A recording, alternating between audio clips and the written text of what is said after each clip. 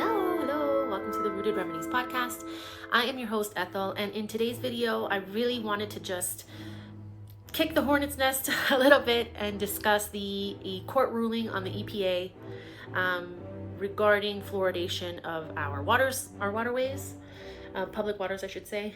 So there's an 80-page court ruling that is pretty interesting to read, and I'll save you the TLDR. Read the first few pages and read the last few pages. There's a lot of fancy attorney, lawyer, judge talk that you don't need to go through. However, if you're a nerd like me, you should. You get the full picture. Basically, the ruling found the EPA responsible to initiate the process of reducing or further regulating the fluoridation process of municipal waters. Now, before I get into the nitty-gritty of that, there already are some cities in the US that have decided to stop the fluoridation process. That was sufficient information that came out. It was a 7-year trial that has finally come to its conclusion. And they've decided to do that. Before that, or I guess prior to that ruling, there have been other towns that have decided to not fluoridate. Where I live, crickets, nothing has been mentioned, and when I tried to bring it up with a communications manager of the city, no response. And in fact, I was, trolled by my fellow neighbors. I just want to say, no one is coming for your fluoride.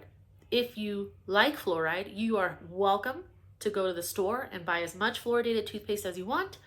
Fluoridated mouthwashes are available on Amazon. You can continue to go to the conventional dentist. That is fine. No one is trying to take it away from you.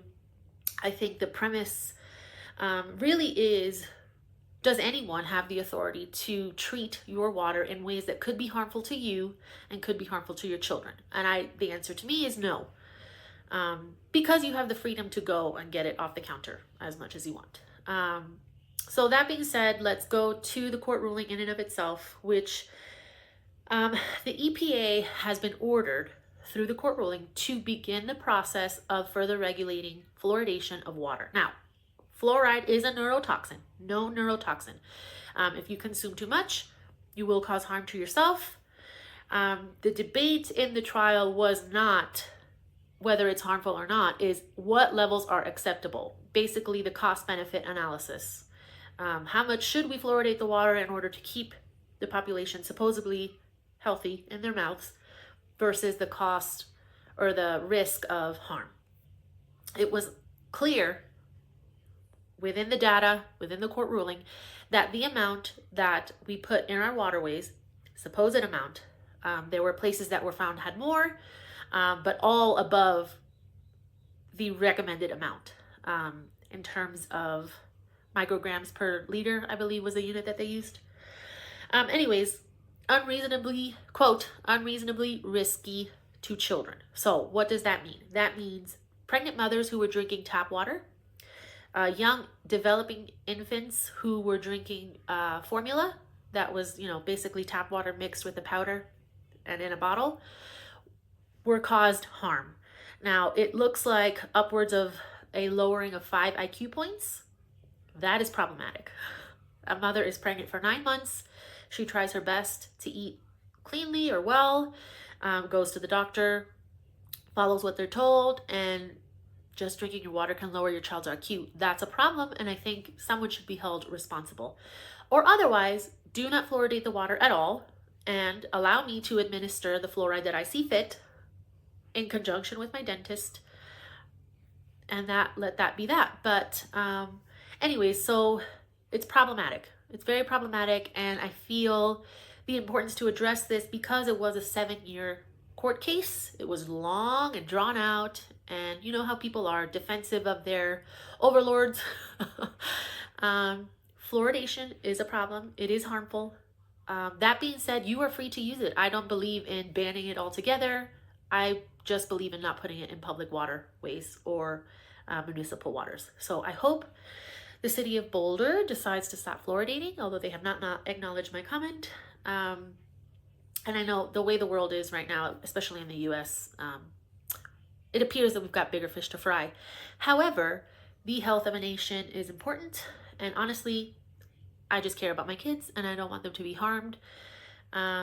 So I can put the link to the 80-page PDF for you guys to look at. I will also put a link of my newsletter, which I hope you join. It's kind of in the beginning phases, but I do plan to put everything together as part of the Rooted Remedies little protocol, things for you to consider. I am excited about the future of the channel. There's a lot of cool information, cool studies that have come out to really help you. And I've got some really fun interviews coming up as well. Stay tuned. If you like what you hear, subscribe, like, and share it. The only way the truth comes out is if people share it and talk about it. And yeah, so thank you, the court, the judge, for ruling, for making the EPA do something. It isn't exactly the validation that people are looking for, but there's so many things happening right now that I'm okay with. Hey, this is problematic, you guys have to do something about it. Now, there are no requirements as to like by when does the EPA have to start something. There's not really like we've created something to oversee you guys to make sure you're doing your job. If there has been, I haven't found it yet, a comment from the EPA in terms of we messed up, sorry, or anything. No admission, really. Crickets across the board. But again, find your holistic dentist to help you, specialized in airway, specialized in just whole child. There's more to it than just brushing and flossing twice a day. You should know this by now if you've been here at all. And I'm just excited to be on this path. Thank you so much, and we'll see you next time.